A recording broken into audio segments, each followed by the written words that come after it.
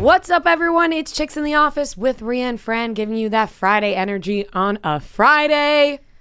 Big Friday energy. Big Friday energy. What a week. What a week this has been. Busy week. Busy we week were really for us. very busy. Good guests. Good banter. Love some banter. Yep. Love some good banter. I hope everyone enjoyed the Katie and Blake interview and the Cash interview. We were really excited about those two interviews, obviously, because they're topical right now. People are loving Love Island, and people maybe didn't love The Bachelorette, but they want to know. Yeah. You know, they want to hear from Katie and Blake themselves. So I think it was a good episode on Wednesday. Absolutely. We been going back and forth with our girl Emily Moynes. I think Emily Moynes has got to come on the show. She has to, and I'm also making sure my family knows. We told her she's got to come on. We're going to Thanksgiving at their house this year. She extended the invite, and here's the thing. Content-wise, us going to Thanksgiving. Here's the thing that we can but here's the thing with what we can get away with. Having our normal Thanksgiving and going to Canada for Canadian Thanksgiving. Ooh, wait, when is Canadian Thanksgiving? Two different holidays. Do you know when it is? I'm going to look it up right now. Imagine Trent at the head of the table. Oh, that would be beautiful. Monday, October 11th. Ah, wow. So it's even sooner. We're getting two Thanksgivings. It's soon. It's soon, and I've never been to Canada. Not to get excited, but I do think that is in between Paradise ending and Michelle's season starting. I think that is. I think we are available. I think on we that may Monday. Be available on that Monday. Emily, we're coming for Canadian Thanksgiving. And I've never been to Canada, so I would just love that.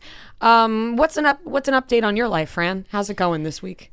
Well, it's been very busy. I have a Thursday night wedding, which is something That's fun. never been to before, but I'm very excited about it. Something new. It's dressy, it's formal, so like I'm really, dressing up, which I feel like I haven't done in a very long time. I'm excited. That's awesome. I'm excited for you. I feel like I'm living through you for this wedding. Yeah. That's very exciting. Love a Thursday night shindig. Exactly. I feel like summer Thursdays are so fun anyway. Why not make it a wedding? Why not? I agree. I'm going to reel it in this Thursday. Actually, though, I drove my car into the city, so I got to drive it home. Force yourself to have to drive home. I did that on purpose. That's smart. Yes. That's smart. This week's episode of my life, good one. Good one. It has been good. The end of... Lots of cameos, more than the show Dave. Yeah. Really holding on to the end of this month. Like, I just always keep thinking of Dave's tweet from, like, the beginning of August. That was like, who the fuck said summer's over? Like, hold on, people. It's August. We still got August. August in my let's mind, go. It's over. I know, because August is and I think I've said this before on this show or on radio or something, but August is like the Sunday of months. It is. Where all you can talk about honestly, is the next. September is underrated. September's awesome. Right now, it's too hot month, in my mind. Like, imagine it being in the 70s. Like, I would like it for it to be a little cooler. It's too hot. Stupid hot in Manhattan. You feel like you're swimming down the sidewalk. Like, the air is so thick. Can I say that I am excited to experience my life now in the fall and winter? Does that make sense? Of course. Because I feel like you're experiencing a new life. And yes, there are seasons, so I hope you people will know change what I as mean. the seasons change. That's what I'm saying. Like, this summer has been awesome. Yeah. I want to keep that energy for the fall and winter. Yeah. Easy. Hoping things, hoping things stay where they are right now. I'm talking like COVID wise, like we're up in the air with things, and everyone's acting as if like the Delta, the Lambda, it's back to like. They're much, more cities are going back to the mask mandates indoors, so it feels like we're in a little bit of a TBD limbo. Like, what exactly is the fall going to look like? We'll find out soon enough, but definitely keeping the same mentality. There's been a happiness, I feel like, just a happier mood. Yeah, for sure. That we will for sure be putting into the coming months. But yeah, August is August is great though. It's yeah, such a good. Let's not keep talking about the fact that it's August, okay? No, I'm trying to not even think about what month it is. I'm trying to hype up August a little bit. I really love August. There's no ounce of you that like, or we've had this discussion. I think Trent was here about like favorite seasons. Fall is so good. We've talked about this. I don't usually love fall, but I'm excited for this fall. I feel like I'm gonna have a great fall. Yeah, and that's or autumn. Autumn is if you prefer. If you prefer to call it that's autumn. Like a nicer. If you prefer autumn. Yeah, more poetic way to say. Yeah, I'm excited for this fall, even though who knows what's going to happen. But let's just keep the positive vibes going, right? Yeah. The more I talk about August, the Taylor Swift song just plays in my head. Like every time I say the word August, then it starts to play in my head. I think I did a thing on my Instagram story last night where it was like post a picture of or whatever, and people were like post a picture of your parents. So I put a picture up of my an old picture of my parents, and everybody was responding that my dad looks like a buff Ross from Friends. And I could not stop laughing. And my dad, he goes, this is the fun part about living with my parents again, is that when I post something, I could pretty much expect a reaction out of my parents. Yeah, I know. Like immediate. Can we put the picture up there? Yeah, we can put the picture up. So on YouTube, so if you're watching on YouTube, you can get the visual of my dad, aka Buff Ross from Friends, aka Ross's older buff brother who's Italian. My dad goes, "Can I tell you, our friends at the pool? That's what they call me in Florida." So apparently he's been keeping it a secret. He's been keeping it a secret because his least favorite character on Friends is Ross. So this is a lot for him to handle, but he really does. It's the eyebrows, the smile, the whole thing. The whole thing, really. Well, can I tell you guys, I used to have a vendetta against David Schwimmer. Well, yeah, because don't you have some kind of I think I auditioned for a movie called Trust. Yeah, he was the director. I got a call back. I was on like a video call with David Schwimmer on the other side of it. Yeah. And I was the youngest girl to audition for the movie. Granted, the girl who got it was a lot older than me, and it was probably the best case scenario because it was a movie about a girl who meets a guy online, and then she, you know what happens after that. And I was so young that it wouldn't really make sense for me to be, I don't know, whatever. That's besides the point. But they like really hyped me up in that room, being like, you nailed that. Like I really thought I had it. And then after that, I was like, fuck David Schwimmer. Good movie though. It's called Trust. But I had a vendetta against David Schwimmer. Not so much anymore because he's my father. But yeah, Buff Ross. That's really also Rob Reiner. Really I used to hate him too. Rob Reiner. Why? Because he was also another director of a film that I that would have been unreal. I held a lot of anger in me as a kid towards these people. That there was a bunch of kids auditioning. Rob Reiner is a classic. I love Rob Reiner. Yeah. Listen, I love Rob Reiner. I respect Rob Reiner. As a kid, I was pissed off at Rob Reiner for not putting me in his movie. Which movie? It was called. I gotta find the name of it. Fuck, I'm blanking. It was Princess Bride. No. It was like a horse movie, and the girl, Sammy Hanratty, you remember her? No. She was, yes, you do. If I show you, she always played the evil little girl in all the Disney shows, like Sweet Life of Zack and Cody. What? Oh yeah, yep. I gotta find the name of the movie now because I'm blanking, even though people don't care about this, but that's okay. I'm just gonna find it anyway. You can cut all this out. Hold on. Oh. The name of the movie was The Greening of Whitney Brown. Never heard of it. Oh, wait, no. That wasn't the Rob Reiner one. I'm going to have to find the Rob Reiner one. He didn't direct that one. Anyways, who gives a fuck? I like Rob Reiner. I like David Schwimmer and I like Rob Reiner now. Yeah. But topical because we will be talking about David Schwimmer later on in the show. Yes. We got a big show for everybody. We have Nikki Glaser on today's episode. We love her. We also have the LadyGang, and we love all of them. This is really a jam-packed episode of women that we love. We're also going to be talking about Ashton Kutcher and Mila Kunis' funny video on Ashton's Instagram. Machine Gun Kelly, what is going on with his hair? And our boy David Schwimmer and Jennifer Aniston, rumors they were dating, but they're not. We'll clear it up for everybody.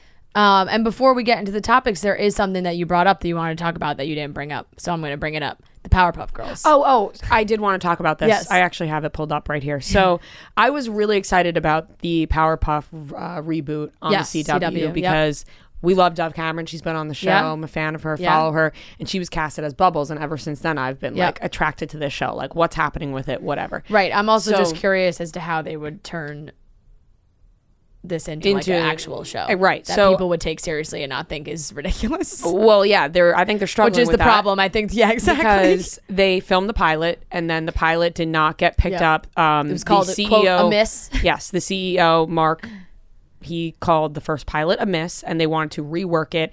And they originally had Chloe Bennett, who was going to star as Blossom, in the rework of the show. Now reports are saying she stepped down because of scheduling conflict with another show, another movie, something else that she was tied to, according to this situation. To me, the vibe I'm getting, considering they had to rework the show, it was a miss. And she is the main Blossom. She's the main character. I mean, they're all the main character, but Blossom's head bitch. I feel like they're recasting her.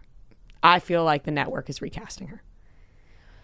I don't know why I'm intrigued by this story. You are very intrigued by this and the inside workings of it. My initial reaction is just that the show sucks and she's probably like, I want to do something else. For me, that's not the vibe I got, because who wouldn't want to be in the Powerpuff Girls remake? It's such a unless big it's name. really bad.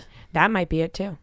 That's a better way to look at it. I was just getting the vibe otherwise, but yeah, I could just imagine like morale wise and how you think of yourself like as an actor, that if you are in the pilot and they say it's really fucking bad, that you're like, maybe I should be doing something else. Right. And she's a great actress, so I'm sure there's something else on the line for her. By the way, the movie was Flipped, which is a great movie. Great book. Great book, great movie. I loved it because I did read the book. And the book was great with the white cover with the two little chicks. Yes. So I did read the book and I was excited when I got that audition because... Oh, that's a great audition. It was a great audition. I've had some fantastic auditions in my day. I always say this. A lot of misses. I'm sorry. A lot of misses. A lot of misses. I didn't make it, but I had a lot of cool auditions. Yeah. And for that, I appreciate it, because now it gives me the stories of, hey, I auditioned for that. I didn't get it, but I was in the room. I stepped in the room. Did you like the movie La La Land? Like, did you like resonate? Like, did her character? I never watched La La Land. You never seen La La Land? No. Wow. Really? Yeah, I haven't. I don't know why. It's a great movie. I will watch it one day. But yeah, Flipped is also a great movie and directed by Rob Reiner. It's also on HBO Max. You could watch it, because I did watch it recently, because I was like, oh, fuck. Remember when I was almost... What could have been? I mean, there's a ton. So did you audition for like the main girl? Yeah, Julie Baker. Yeah. Madeline Carroll got it. And she was a great actress. And she got the role, and I didn't. And that's that's fair, you know. And that's the end of that.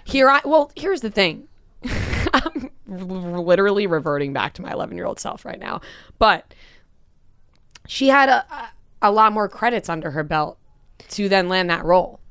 Yeah, I mean, I don't want to, I don't want zero credits. I was going to say, I don't want to like rail on your 11-year-old self, but you didn't have anything. Rail on me. That resume. You want to know? It was empty. You want to know what was on my fucking resume? Maria played King Louie in her 4th grade play. Somebody could have taken a chance on you, though. Somebody could have taken a fucking chance on me. Somebody could have taken a chance. Who did take a chance on me? Dave Portnoy and Erica Nardini. Yeah. Clearly. Yep. So thank you, because Rob Reiner didn't take a chance on me. And look at me now, Rob Reiner. Would you ever look at me now, David Schwimmer? Would you ever go back to auditioning? Yes. Literally tomorrow. Because I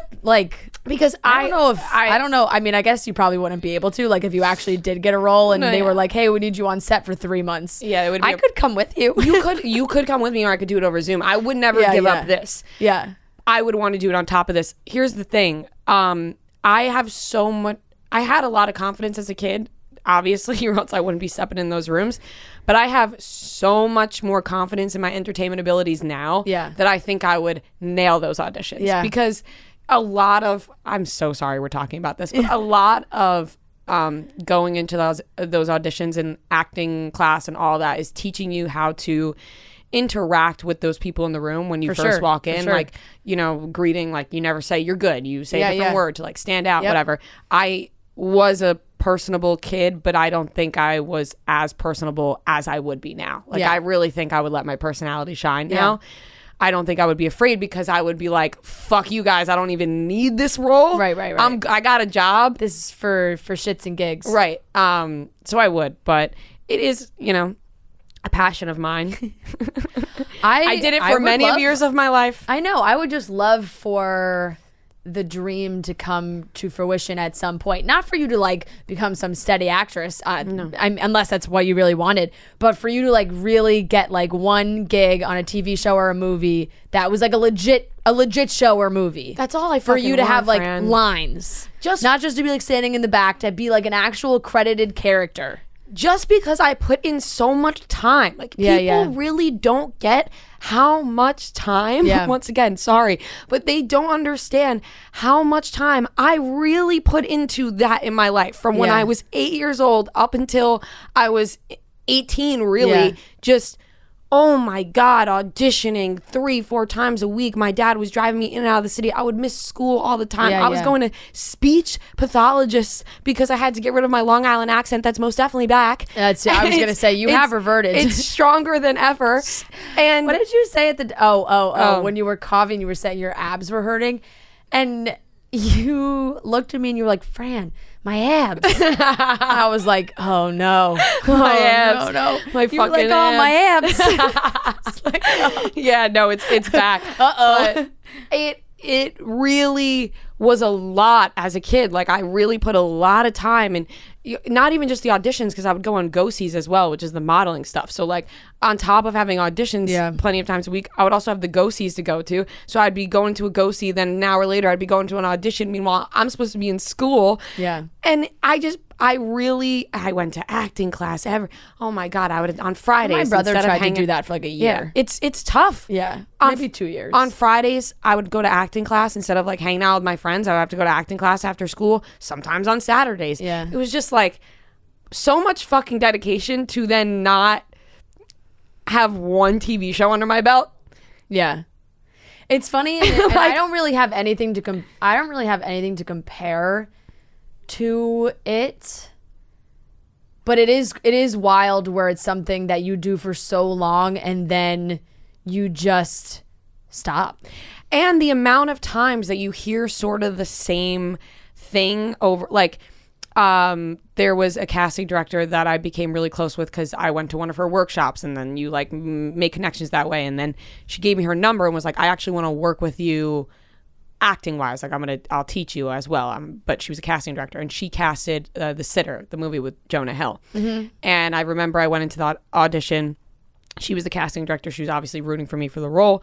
I did it, and she was like, you are the only person that came in today and did it differently than everybody else. Like, I'm telling you, like, this is your role. Like, this is your role. What happens? The director says, like, oh, she's like too mature looking, like, or just something about your look. Yeah. And it's always the thing I got. This is becoming a therapy session. Yeah. But always the thing I got was that my face didn't match my body as a kid. Like, my face was a lot more mature looking and older than my body. Yeah. It sounds a lot like the Emily Ratajkowski "I'm too pretty" excuse, but no, but I get what you're saying. You're on the shorter side, and not that really matters that much. It was just like for older roles, they were like, her face looks older. Yeah. But then, like, she doesn't look old. And I wasn't older. I was like 11. And you were very, I was very skinny. Very I was like tiny. 50 pounds. You were like very small. So small. Yeah. But my face was like right. Adult model. I'm just kidding. All right, let's get into the topics. I'm sorry. I was going to say, all right, Emily. I literally had a little moment, okay? Had a moment. Let's get into the topics, starting off with Ashton Kutcher. So obviously, as a kid and in my life, all that rejection and whatnot really gets to me, stresses me out, makes me insecure. Part of me sounds like I'm joking right now, but I'm not. You've built yourself back up. Yeah, I've built myself back up, and I have done that with a little help of therapy. And right now you could do that too, because this podcast is sponsored by BetterHelp Online Therapy. Like I said, life is full of stressors. It doesn't matter who you are, what you have in life. Your life is probably stressful. You may be feeling down. You may not be feeling like yourself lately. Maybe you're feeling a little bit depressed and you feel like you're at a loss and you don't know what to do. But therapy it's hard to find the right therapist, and it also can be very expensive. And there's so many things that go into therapy that can be challenging. We have a way with BetterHelp that will make it easier for you to talk to somebody. BetterHelp is customized online therapy that offers video, phone, and even live chat sessions with your therapist, so you do not have to see anyone on camera if you don't want to. It's much more affordable than in-person therapy, and you can start communicating with your therapist in under 48 hours. You can unload the stressors of your life, you can get unbiased feedback, and you'll be pretty surprised as to how much BetterHelp can help you and how much you can gain from it. This podcast is sponsored by BetterHelp, and our listeners get 10% off their first month at betterhelp.com/office. Once again, that's BetterHelp.com/office, 10% off at BetterHelp. Obviously, a few weeks ago, the big topic of discussion was whether or not Ashton Kutcher and Mila Kunis were bathing their kids or bathing themselves. And that's spiraled. Yeah. It's become a story that we see once a week now. Jake Gyllenhaal apparently also doesn't shower. I don't know what's going on or why this is happening, but every week there's somebody new. Yes, because Hollywood apparently doesn't bathe that often because of the oils on their body. And I think I already said this, that my parents are like, you're bathing too much. That's why you're not as famous as you can be. Because the Hollywood stars are not bathing. But Ashton Kutcher posted this video, which was hilarious, of him and Mila Kunis, and they're bathing their kids and they're yelling. Let's just play the audio, because I think even the audio, you get the gist of it. What's going on? What's up? What? Oh my God! It's water. It's water. You're putting water on these children? I know. Are you trying to melt them? Are you trying to injure them with water? This is ridiculous. What's going on? We're bathing our children. That's like the 4th time this week. 4 times this week. It's too much. That's great. Their body oils are going to be destroyed. What are you trying to do? It's very funny. They have to laugh. You have to imagine being Ashton and Mila, and you say this during a podcast, and you're like talking about your kids, and we wash our private parts, and not expecting it to be like national news for multiple days. Like multiple days. Everyone was talking about this. For me, what I got from this video is that Ashton and Mila are so in love still, and that they have such a happy family. Stars. They're just like us. I know. Well, not me, but not you. No, not you. But in the sense that, like, isn't it weird that my reaction is very similar to yours? It's like, which is so ridiculous because, they are people, but it's like, oh, dude, look at these parents at bath time. Both of them. You can hear the kids in the background. It wasn't even like they're just like going about life. It was more so that they were joking around with each other in such a cute way. Yeah. And you could see on both their faces that they were genuinely having a good time with each other. And to me, I was like, they're in love. Beautiful thing. And I love it. Like one of the most normal couples, if I had to guess. Like he kind of quit acting, and she doesn't really do much stuff. Like they're probably pretty normal. Yeah. They probably just like to have a good fucking time. I'd imagine those two are a great time. Yeah. I think they also especially Mila. I think they pick and choose what roles that they want to take. I know Mila Kunis has something big coming up, some book adaptation. Ashton Kutcher's like saving the world or something. Yeah, Ashton Kutcher's doing 9 million things. Remember, and they did that wine during COVID. Oh yeah, that was like for some charity. Yeah, that was for COVID relief. Yeah, and they that's what you're saying, like sitting around a round table with them having a glass of wine is unbelievable. This is my dream group. Okay. Round table dinner couples, me and Joe. And we're surrounded by... Who did you sign up for that? Remember? Didn't you they're on the list, don't Okay. worry. Ashton Kutcher, Mila Kunis, John Krasinski, and Emily Blunt.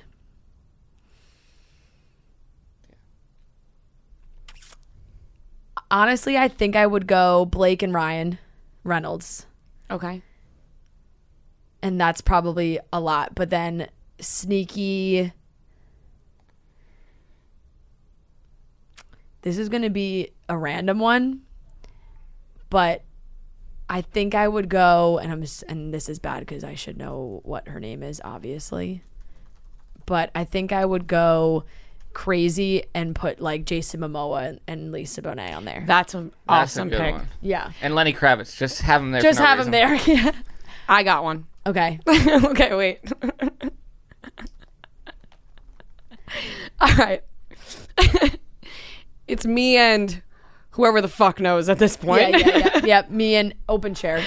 Open chair, whoever wants to come. Mila Kunis and Ashton Kutcher. Kristen Bell and Dak Shepard. That's a good one. That is a good one. Now I'm going to throw in two randoms that Okay. this was just going to make this a fun dinner party. Okay. ASAP Rocky and Rihanna. Yeah, that's also a good one. Ted Danson and Mary Steenburgen. They would be cool. They would be awesome. That fun is as a good fuck. one. That is a good one. Well, that's like Goldie Hawn and like Kurt Russell would also be a Yes. really good one if you wanted to go with like an older couple that's been together for Yes. a really long time. And maybe Yeah. John Favreau and his wife. Hey, who's John Favreau married to? A regular, no. beautiful woman. A We had a normie. long discussion. We had the a other day very about long John discussion Favreau. about Oh yeah, John. you came in here. Yeah, I remember you asking me. Yeah. Anyways, and if Jason Sudeikis and Olivia Wilde want to get back together, they'll be at the What table. about Harry? But and not Olivia? her. I Harry. don't want her and Harry because No, I'll I just actually get would never jealous. invite them. I wouldn't. No. They would be too artsy at the. First of all, they'd Yeah. be too artsy at the table, and I would be thinking about how I want Harry the whole time. Yeah, I wouldn't- exactly. I want couples that are in like very committed relationships. Very committed relationships, and I don't want to be fawning over their husband. Yeah. None of the people you just named, you'd be fawning. Oh, over? ASAP Rocky, I will, but I love 100%, Rihanna but equally as you much. love them more as a. I understand where you're coming from. It's you have to love the couple more than the individual person. Yes. You respect Rihanna and ASAP too much to. Oh, when Yeah, I exactly. would Like we love Harry Styles more than we love Harry Styles and Olivia Wilde together. not even close. But like the couples that we have sitting at our tables, we love them as couples so much. Right. Yeah. Like I would never make a play on Ashton Kutcher because I love Mila Kunis. Yeah. You know? Breaking news: Rhea will not. Yeah, make yeah. A play on Ashton Kutcher. You would never make a play on Ashton Kutcher. Now Mila Kunis can sleep. Let's just end it there. That is, but no, it was a great joke. Ashton and Mila,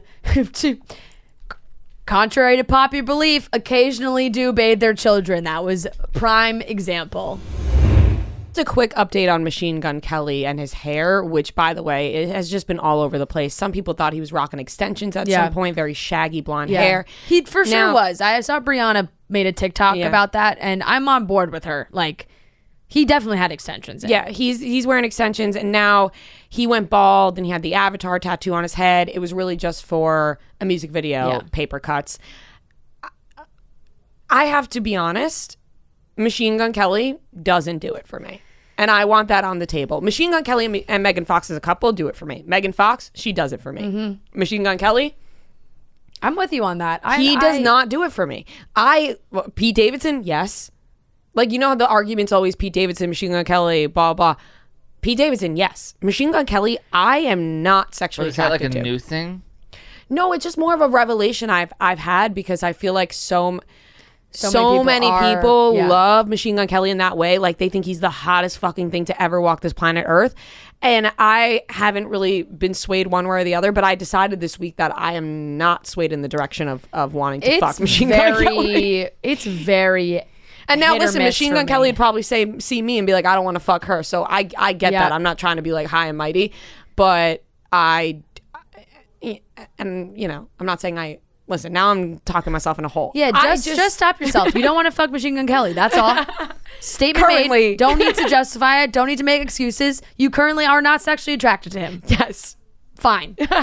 I think that's there are moments. There are moments for him where I'm like, yes, moments where I'm like, hell no. It always changes all the time. I do love the pop, like the pop punk vibe from him. Like I do love the music and I really love So do listening to I. it. So I think that persuades me in being more attracted to him because I do like the sound that is coming out from of him. Yeah, I could see But that. there are times like this music video is pretty wild. He's got a bunch of different hair situations, you know, a bunch of different wigs, bald cap, pulling the bald cap off, the hair, and it's comes and goes.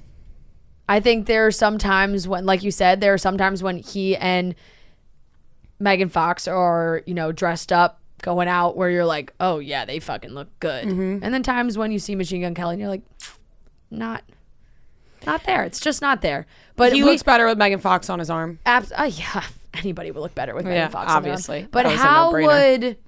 It is also just funny, though, because I think we did know that new music was coming or new stuff was coming. But when everyone saw the screenshot he posted of the FaceTime with the head shaved, everybody freaked out thinking it took everyone a good few hours to be like, oh, wait, could this be for something? Instead of jumping to the conclusion that he just straight up shaved his head and got a tattoo.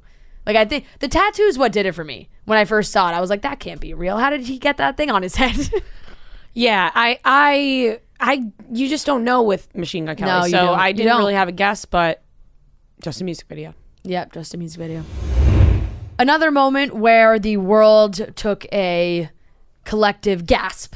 There was a headline this week, and I think the one that went viral the most, that people screenshotted the most and were resharing, was from Fox News that said Jennifer Aniston and David Schwimmer, after all these years, are now dating.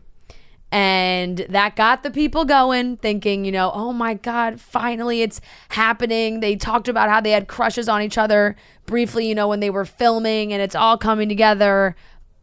But that lasted, I think, less than 24 hours, because David Schwimmer's reps did put out a statement that is not true. Thank God. I honestly did not want Jennifer Aniston and David Schwimmer to be dating, because I really like the story of them having a crush on each other and them channeling that crush so hard through Ross and Rachel, and them not acting on it. And it's like, okay, you just let that tension build. You guys were professional, and that's great. I think they're both past that in their lives. No, but that would be so cool that they end up like, that's kind of like Mila and Ashton, where it's like, wow, like, can you believe that? You know what? You're right. Why am I being cynical about it? If Jennifer and because I have a vendetta against David Schwimmer. But then it's like, oh, they were destined to be together. Yeah, I to be honest, I think this just stems from our personal feelings about David Schwimmer. Right. Like, I think Jennifer Aniston could do better than David Schwimmer. The idea of longtime love interests on Friends, iconic, getting together finally. Yes, of course. That's a love story for the ages. People would totally be obsessed with it.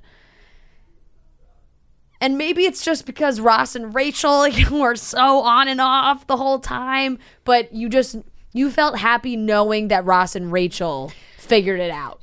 That it's like you didn't need it as much in real life. I watched an episode of Friends last night. It was just on I was watching cable. Yeah. When Rachel's with Joey.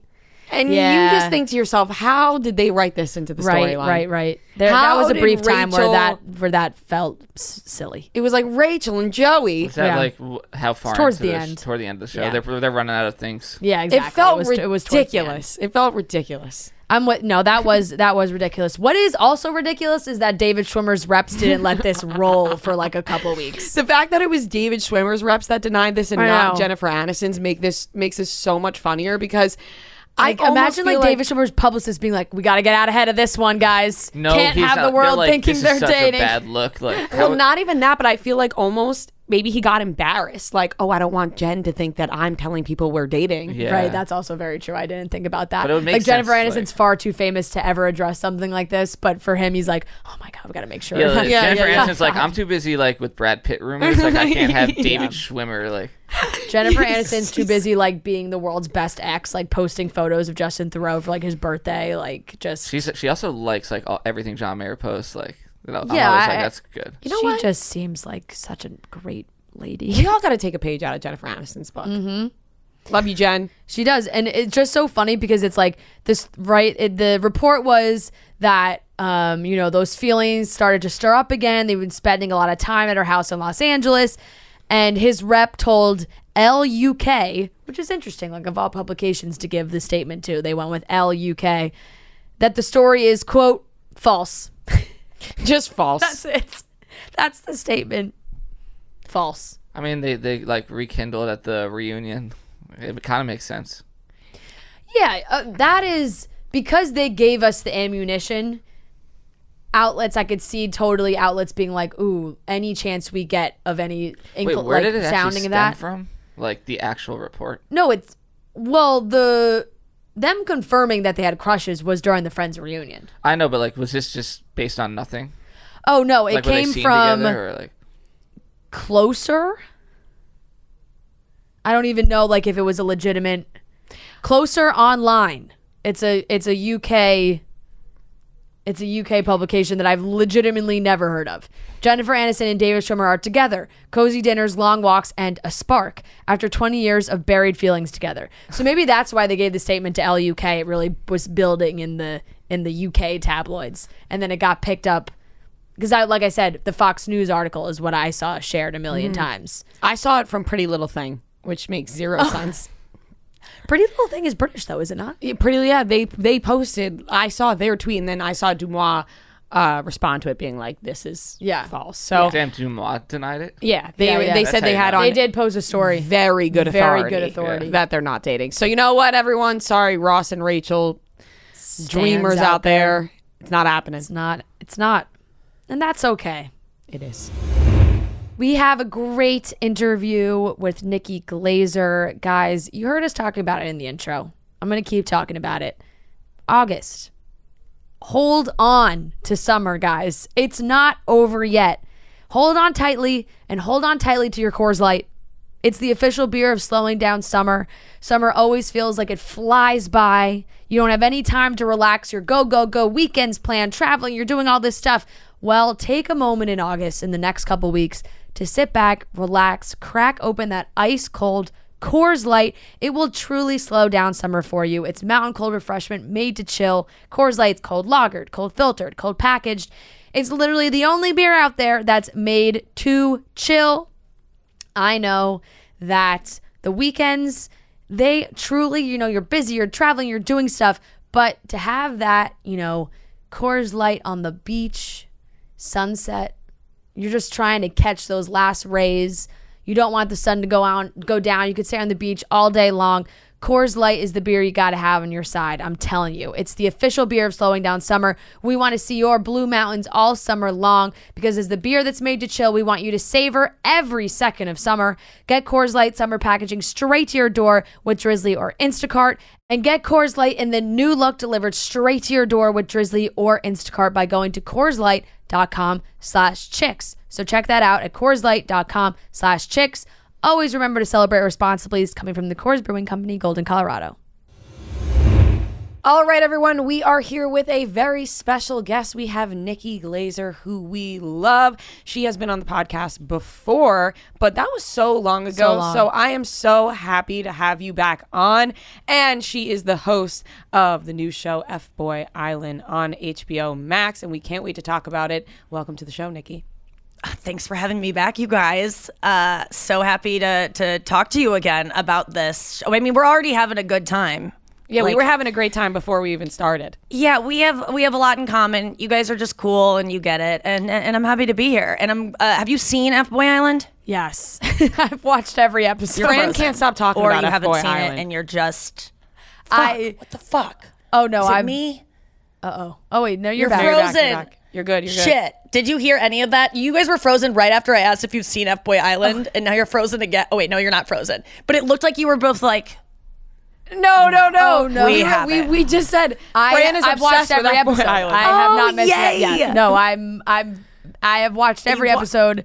It is one of those shows that we have been, all of us that have been watching, have been talking about in the office because it's what's the vibe here? Like, is it so ridiculous that we love it so much, or like and I'm like, yes, that's the situation. That's usually how it goes with these shows, right? And that's how you make good reality TV. And I love that it's on HBO Max. And I think you're a fan and a lover of reality TV, right? That's how you got involved with this. That's how it ended up this way. Like I always wanted to be on a reality show. I'm 37, so like when Real World was like the coolest it was, I was around that age, and I was like, man, I bet I would get on the Real World. Like I just had a feeling like that I could probably get on a reality show, but I just never wanted to become known for a reality show. Like I didn't want to get famous that way, or whatever it is I was seeking when I was young, just like external validation, love from strangers because I didn't get enough as a child, which has led us all to do what we're doing.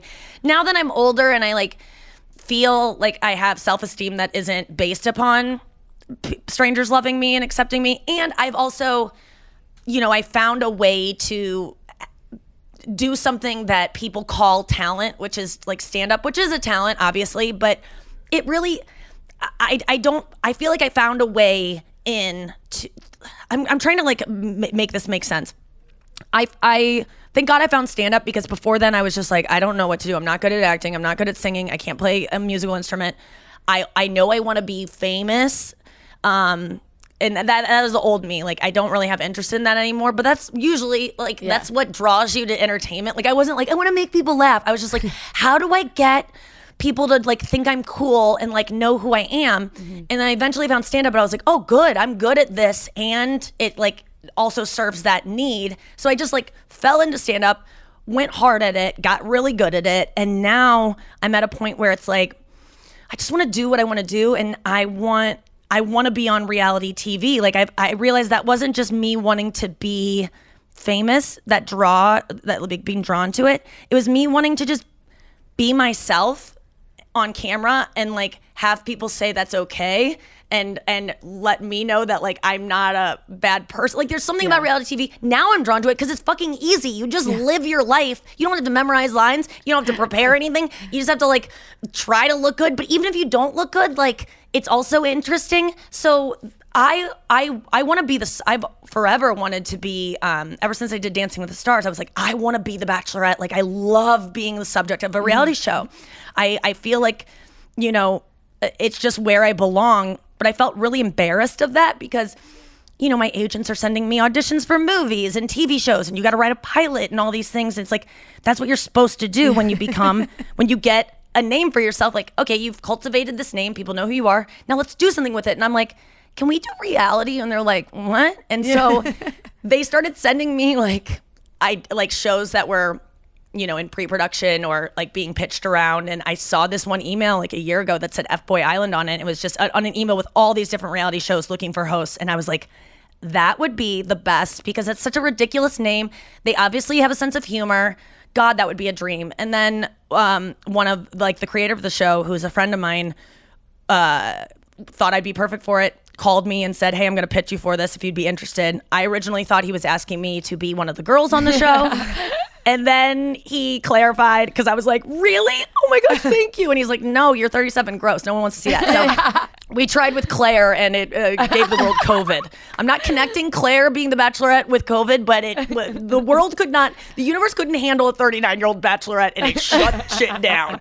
But so then it turned into me being the host of it. And yeah, that's a long way to say, yes, I sought this out. Yes, I love reality. And I don't ever want to do anything else. Like it's the best.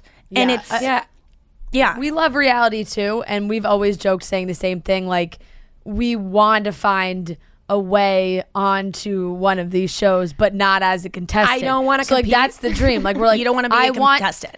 No, are you single? I want to like. I'm single. I am not. But I would like to go and host. Like I want like a date. Like I want like a date organized by me. Like I want to be like the dodgeball judge while the shirtless men are like tackling each other. I would love that too. I would make like it really like I'd go on the challenge, right? Because I think the challenge has a little bit of both. Like it's competitive, but maybe you fuck around with somebody. Like I like that. Yes. But I will say, I get what you were trying to say. Like you are very successful in your own right and you've made a name for yourself in comedy and people know you from that. And it's like, okay, now, like you said, the agents are like, what's the next step? And I watched a podcast recently with Whitney Cummings and Tim Dillon, and they were talking about this because Whitney was like trying to get Tim to do other things. And he was like, I don't want to just do other things that I don't want to do. You know what I mean? Yes. And I feel like that's what you're saying with this. Like you really like reality TV. you're not dying to be in movies and TV, right? You want to be in reality TV. That's what you like. I do it, and I've done it before when my friends Yes. put me in it, but I don't get joy out of auditioning. I don't get joy out of memorizing lines or getting into a character. I haven't had a chance to really do that, but I just realized, like, I found stand-up because I tried it once, and it felt so good, and it felt easy. You know, like, it didn't feel like I was... There are times I feel like a fraud, and I go, I'm not funny at all, and I'm imposter syndrome and all that stuff. But there was something about it that was like, for the first time, I'm like, oh, I'm just naturally good at this, and it's not going to be a struggle like everything else seems to be. And I think that is the thing, because you look at you compare yourself to others, and you see the trajectory of like people's like. There's a system. There's like there's next steps of your career, and eventually it ends up you being Amy Schumer, Tiffany Haddish, Ali Wong, these female comics that eventually end up in big movies, and then that's what they do, and then you go on to try to win an award by doing a more serious role. Like there's this thing. There's like there's already a plan in place, and I don't care about that anymore. Thank God I've let go of wanting to be famous. Like because you are really, and you're funny. I don't and you really, know really even. Yeah, I mean, like I'm just the right amount. Like I really feel. I would like to be a little less, to be honest with you, because I feel like I can't go into I like All right, Subway, everyone, but it's an embarrassing Nikki. place to go to. Unfollow Nikki on Instagram because she'd like to lose some followers. I just wish I was less. I don't like the idea of people knowing who I am, and I just think they don't know who I am. And so like last night, my friend and I were leaving my apartment building, and we were chatting with this guy with a dog that's in my apartment, and our dogs were playing. We had this whole conversation, and then it got to the point where it was like, what do you guys do? And we asked him what he did for a living, and then he asked us, and he goes, well, I know you. And I was just like, I just went through that whole conversation not knowing that you know me. And it's like, I either want to be so famous that I know everyone knows me and it's like not a question, or it's because this weird area of what do you know? Because I put it all out there, you know, like sometimes the things I say on podcasts are more intimate than the things I say with, you know, my friends sometimes, like things, and it's just weird to have a stranger in the elevator in your building know that you've been having a lot of anal sex recently. Like that's a weird thing for people to know. And I know I choose to disclose that, but it's, and I also want to keep dressing like shit and going to like Subway. Like I love Subway, and that's an embarrassing place to be like caught going if you're like someone who's we love Subway like, too. She likes Subway. She would choose that over this like vegan like cute cafe with like a chef inspired menu. Like I'm trash sometimes, but and people like that more. People like trash more. They're just like us. The stars are just like us. I think they do, but I also feel like, you know, I don't know. I struggle with the thing about the reality show that I'm not scared to be the subject of. One, like I would love to be the Bachelorette. I would love to have people see me fall in love and go on that journey. And have anal sex. Honestly would feel, and we can have anal sex on ABC. I'm sure they'd be fine with it. Anal before cunt. Before the fantasy suites. Yeah, ABC is anal before cunt. And like I always go anus before my vagina. But I used to, another fear that I had when I would think about being on a reality show is being like, oh my God, what if I embarrass myself? You know, what if I, you know, have a bout of anger that makes me look really bad? What if I accidentally say something, you know, the most embarrassing moments that we have privately, like what if people saw that? Like, yes, I tell those things on stage, but you're detached from them because you don't see them. Maybe you could picture me saying this thing I'm embarrassed about, but seeing me do it on camera, that could ruin me. Like, what if people hate me for my behavior? What if I get drunk and the things I've done when I was wasted, I don't stand by any of that. Like, I don't think my true self comes out when I'm drunk, an evil version of myself. So I eventually quit drinking. So I go, okay, now I don't have that to worry about. I won't get drunk on camera so I can do a reality show. But then I still worried about like, just having a bad moment, you know, because you do forget the cameras are on you on these shows. Like you can say all you want that you're going to be in control. You're pre-apologizing for the reality show you haven't been on right now. Well, now I know. Yes. Now I know that I can. I know that I'm not ever trying to be a bad person. Like, I truly know that in my heart that I'm like, when I am a bad person, when I do things out of insecurity or anger or fear, like it's just because I'm backed into a corner and I'm scared, and it's all, I know I'm not sociopathic, and like I don't have anything to hide essentially. Yeah. And I can forgive myself for those moments. So I hope that America could forgive me. Yeah, it could ruin me based on something like I say or do, but I just am comfortable enough with myself now that I feel like I could go on a reality show and have people judge me and see the edit and know that that's not how it went down, and just know in my heart that like it's okay. I don't read YouTube comments anyway. I don't read comments already because I just get so bogged down by people's perception of me and wanting to control it. And now I've kind of let go of that by not reading comments and stuff like that. Do you guys struggle with comments? Do you read comments? I normally try not to. I used to struggle real bad with it, really bad. But honestly, I don't care at all anymore. I don't know, like a switch hit me. And I just don't read it. Like, even if I do see something, I'm like, that's just not true. I don't know where it like switched in my brain. And I think you noticed this with me too, that for a while, it would stick with me because it would bother me when people would say stuff about me that I know is not true. And I would be like, how do I make these people know that this is not true about me? But then you realize that you really have no control, and people are going to say whatever they want. And also something like you mentioned the trash before, like going to Subway, it's trashy, whatever. Yeah. I'm from Long Island, so people always called me Long Island trash. And for the beginning of like when we started doing this, I wanted nothing to do with that. I was like, I'm not Long Island trash. Like, I'm not. Now I'm like, I am Long Island trash, and I am perfectly fine and okay with it because it makes it more relatable. It's like, this is me. This is where I came from. I'm not going to hide that. And that's that. So and I think love it comes that. in waves. It does come in waves, and it comes in exactly what you're saying, which is like knowing that you didn't choose to be from Long Island. You didn't choose that Long Island sometimes has a connotation of being trash or whatever it is. I'm not saying that, but like you didn't choose all these things that come before you, and you didn't choose your parents. You didn't choose the environment in which you were, your brain, in fact. Like you didn't choose any of these things. Like it's not your fault who you are. And it's because I always felt like if someone has a judgment about me, my biggest fear is reading a comment that I know to be true about myself that I haven't disclosed and they've noticed from gathering information about me, and that they bring up something that I never even wanted to, like they see my face in a way that I've always been scared that someone sees, that I have a big forehead or like something insecure that I haven't pointed out and they figured out. The worst though is when I shit on myself all the time on my daily podcast, the Nikki Glaser podcast. I am very open about, I was a terrible person yesterday. I said this to a friend because I was backed into a corner of anger and I had to apologize. It was like, I give my listeners like my character defects. Like I tell them when I've been awful, and they've seen me be awful. Like I do my podcast with my roommate, who is a person that when I get angry, I can be very mean to him. There's like 3 people I can be really ugly to. It's my mom, my dad, and my roommate Andrew is my best friend.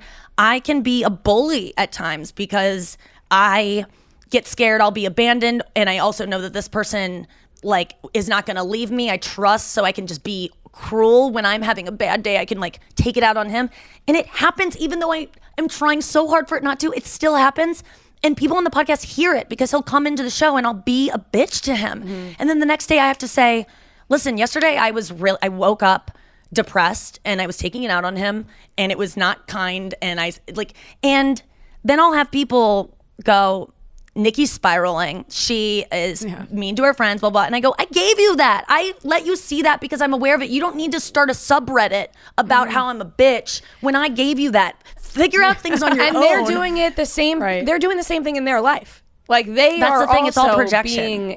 they're also being a bitch to their mom and their dad and their roommate and their boyfriend and whoever. Yeah, they're being a bitch to me. They're starting a Reddit thread about how I'm a bitch, knowing that I read that thread. They know that I read my subreddit because it's usually, I don't read any comments, but for a while I'm on Reddit. I love Reddit. You're reading your subreddit? Well, there was a subreddit. The only reason I did, and let me say, is because Are you still reading it? not anymore because of this, because I'm now at this level of fame where my fans are being mean to me sometimes. But before, Jealousy. it was all just men that were just fans that loved me so much, and they would post pictures of me and be like, her smile makes my day. They would just say these things that I go, that is so lovely. It's like making me love myself. And I go, I should follow this because it's all people that love me no matter what. And then it started to turn, and I go, unfollow. Yeah. Now, you off to the races, you guys. Say whatever you want about me because I'm not reading it anymore. Because this person purposely knew that I read my subreddit, put this out there, said the word spiraling, and I go, I said I was spiraling. You don't get to say, Nikki's spiraling, you guys. Have you noticed? Yeah, we've noticed. She told us. Yes. So it's complex, the amount of oversharing I do, and I assume you guys do it as well, where people Sometimes get to know too things much. about you because you're saying them to free yourself from them, but also to let other people. You know how good it feels when you hear someone that you maybe admire say something disparaging about themselves or share something that's embarrassing, and you go, oh my God, I do that too. That makes me feel less alone. You know how good that feels. That's why I put this shit out there, is to make maybe people out there look at their own lives and feel like, oh, I'm not so bad because I did that thing. It just means I'm trying my best. And then when it's used against you, it sucks. Yeah. But that's why and actually, like, I was going to ask, obviously the pandemic was hard for a lot of comedians because you're not out there, you're not getting on stage. But I think it was really good in a way that you guys all utilized YouTube, like, to the extreme. And that's how I started getting very into just comedians in general. You, Annie Letterman, Whitney, Tim Dillon, like, just watching everybody. Yeah. Chrissy D, like, I'm watching everybody, and I feel like everyone was utilizing YouTube in the best way. How was that transition to, like, being on stage all the time, and then now you're just sitting behind a camera, sitting behind a mic, and you don't have that crowd laughter, and you're talking a lot about the internet, and that's kind of the only reception of what you're putting out there? It's a great question, because you're right. Like, we are, as comedians, we're the most insecure of any performer, I believe, because we don't need the applause at the end of our song. We are actually uncomfortable with silence. Like, I'm trying to become a singer-songwriter now, and the idea of, like, singing a song like, I love you like the moon, and, like, talking about, like, poetry and my feelings is disgusting. And then, like, having people, and then waiting to see if they like it till the end, and then they applaud, and then I think, did they even like it, or is that just a formality? With comedy, comedians are so insecure because you need validation constantly. Oh, did I get a laugh? Okay, they still like me. They still like me. I never do crowd work because I don't want to ever have a moment where I'm not in control and might disappoint them. So, like, people are always scared to sit in the front row of my show because she's gonna roast us. I will never ever talk to you, probably ever, unless you, like, heckle me, because I'm so scared that I might let you down, especially because people are paying a lot of money to see me now. I don't ever want you to ever have a dull moment, so I don't ever give up control. And what I found is that it has diminishing returns. Like, stand-up is great, and there's something I do love about it, is being on stage and the spectacle of it all, and I'm approaching it differently now. But I really loved being forced to stop because I was addicted to it. I was doing it because I was scared.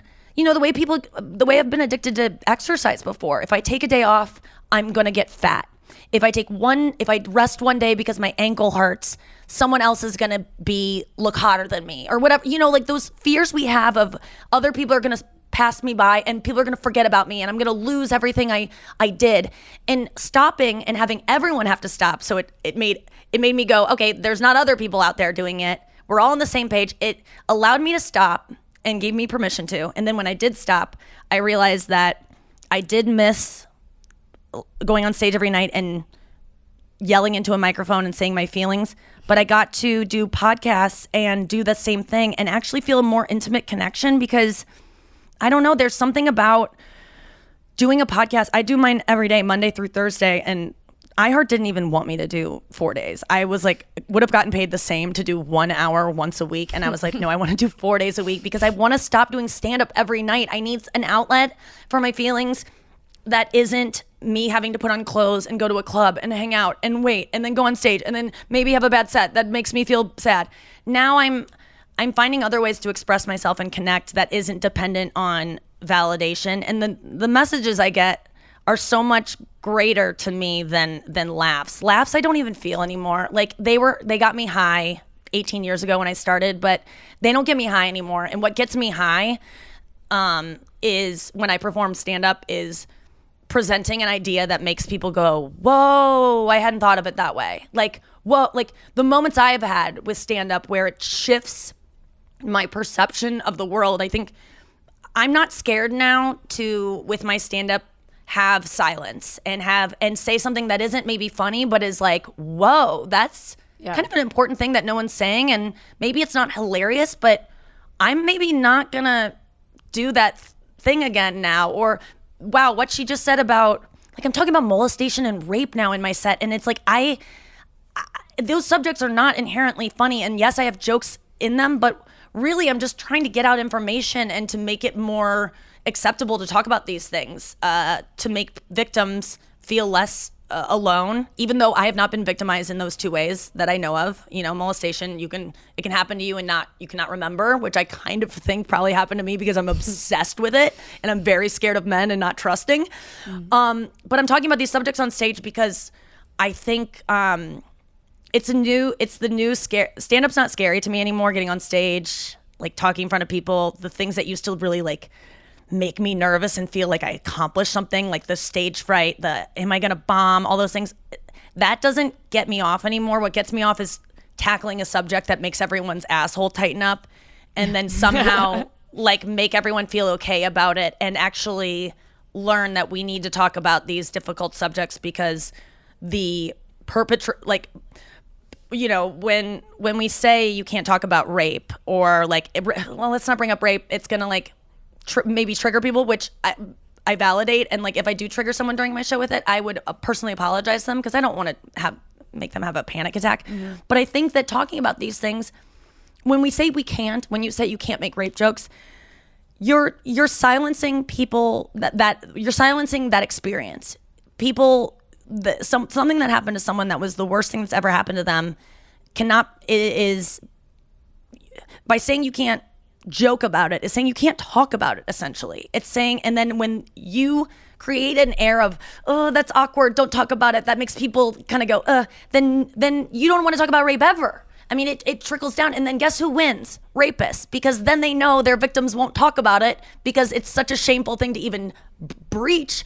And the people that are perpetrating these things win when we go against that. So I don't know where I'm going with this. What I'm saying is that like I've had to look for other ways to get off because I'm not chasing fame anymore. I was going on stage high a lot because I was like, oh, it's a new challenge. And now I don't want to do that. And so I'm always just trying to look for some kind of to get off in some kind of way. Now the high is hosting FBoy Island. Right. I was going to say, hopefully FBoy Island's on there because I do feel like the response to you on this show has been great. There hasn't really been, you get the hosts here and there and maybe they crack a joke every once in a while, but you're so involved in the show to a level that I think a lot of hosts of reality TV shows aren't, that it brings like a lighter feel to it. Like even just like the little sketches that you do with like the guys that are in limbo, it's like, therapist Nikki, and you have all these moments that are really, really funny. And I think people appreciate it because it's a show that's not supposed to be taken that seriously. And I think you confirm that instead of people being like reality shows should. None of them. It's like, exactly. Like instead of all of us being like, well, I could not believe that he was an F-boy and not a nice guy. It's like, well, let's laugh about this because we can't like have it be too serious. I do want to ask you though, because I do think this was one of the funniest parts of this show, is that it is on HBO Max and the guys are cursing left and right. And yet we're calling them F-boys and not fuck-boys. Yeah, why can't we just call it FBoy Island? Because of advertisers. Yeah, true. Honestly, classic. Like, they can be okay with content within the show, but like billboards and things, it really comes down to that. And it's so funny because when I saw F-boy on that email I'm talking about, I go, well, we're gonna land on fuckboy because there's books in Hudson News that say fuck on the cover. Like putting fuck in things is like with a cute little star. Yeah, the little asterisk. Yeah, it'll be fine. But and when we got on the show, I really thought like this is a working title, but I gotta be honest with you, we had to like fight for even that because it was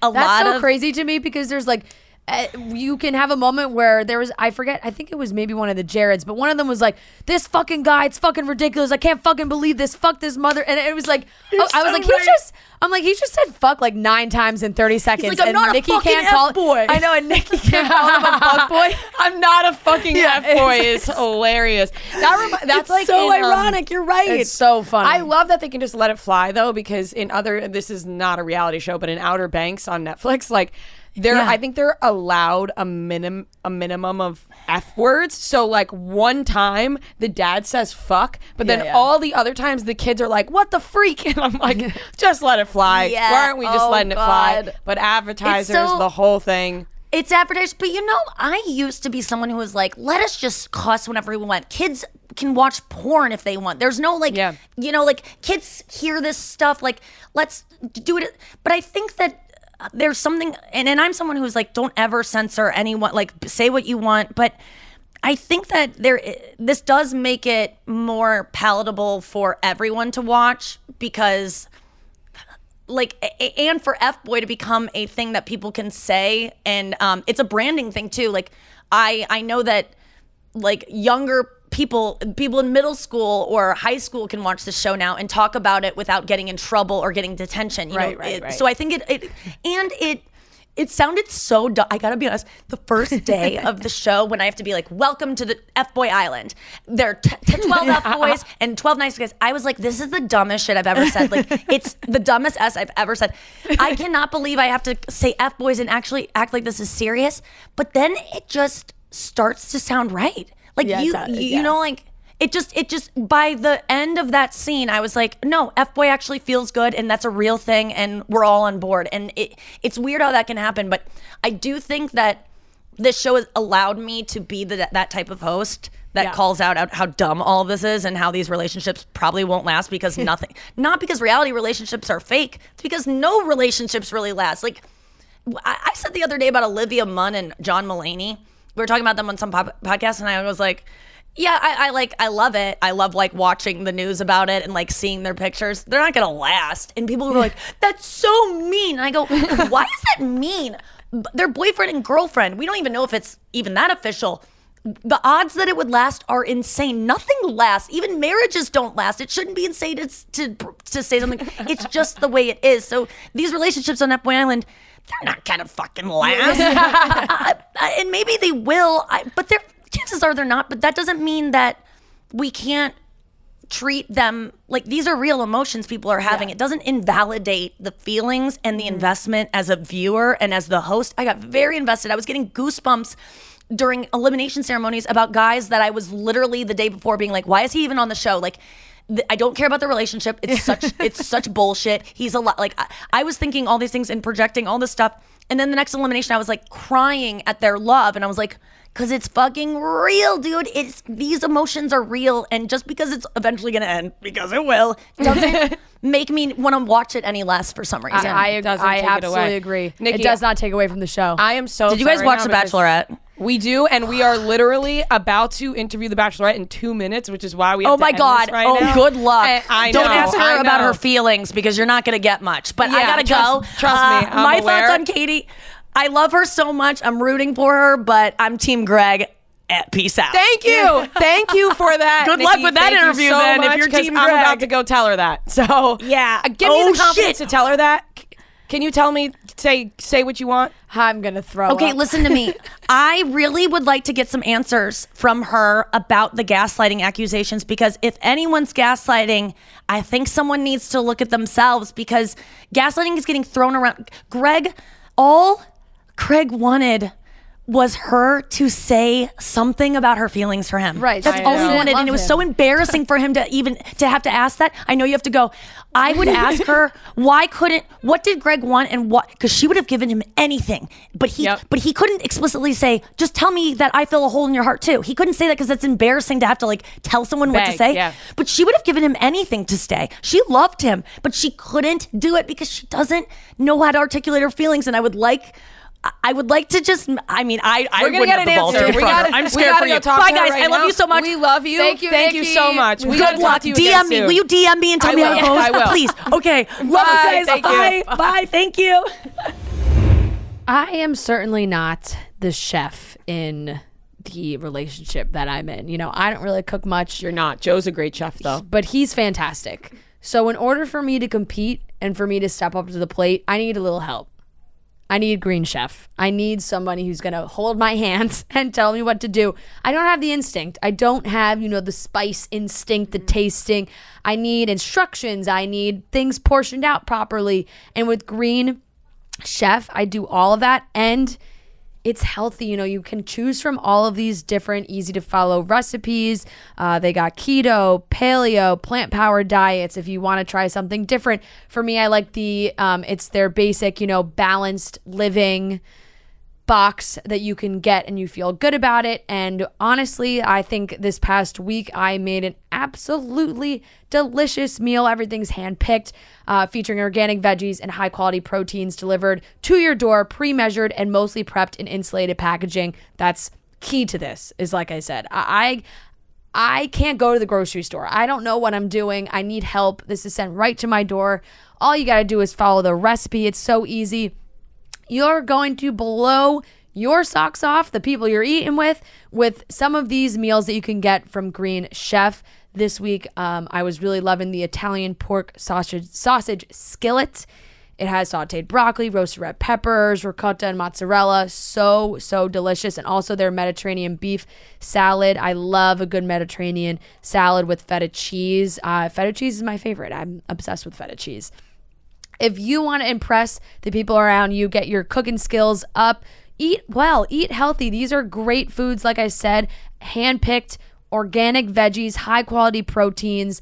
If you have a specific diet right now, you can totally mimic the meals to match what you need. You can go to greenchef.com/chicks100 and use code chicks100 to get $100 off, including free shipping. Once again, go to greenchef.com/chicks100 and use code chicks100 to get $100 off, including free shipping. You won't regret it. Green Chef is the #1 meal kit for eating well. All right, everyone, we are here with 3 special guests. We have the ladies from the LadyGang. We got Keltie, Becca, and Jac joining us today. If you listen to the show, then you know the LadyGang. They've been on here plenty of times, and we are always happy to catch up with our good pals. How are we doing, guys? Hi. I mean, I just woke up, so I'm like at a 52%. You didn't fully charge last night. No. Forgot to plug in.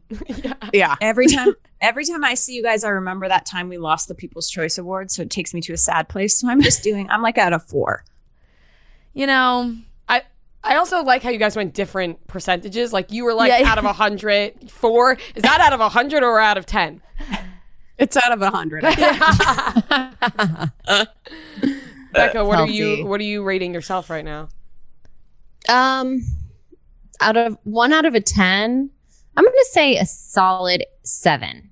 Wow. That's nice. 7 is good. Yeah, right? Yeah. That's 7's above good. average. I mean, I'm also in denial about everything in life and just the state of everything. So, yeah, it feels good. Ignorance is bliss. That baby. is true. That's pretty much me. I mean, Ignorance is bliss. We had a moment at our desk yesterday where Fran was like getting frustrated about something, and she's talking to me about it, and I was like, I just don't care. And she goes, well, maybe you should start caring. I was like, it's stuff that has to do with our show. And I was like, I think you need to care a little bit. It's out of our when it's out of your control. It's out of our control. What do you you just got to go with the flow. Apathy is really the key to life, because then things can't really bring you down. I actually. But here's the problem. Yeah. Oh, sorry. No, go the ahead, problem Becca. with thinking things are out of your control, it's very relative. So like Jac and I have the same mentality where we're like, what are we going to do? We can't force people to buy our pod class.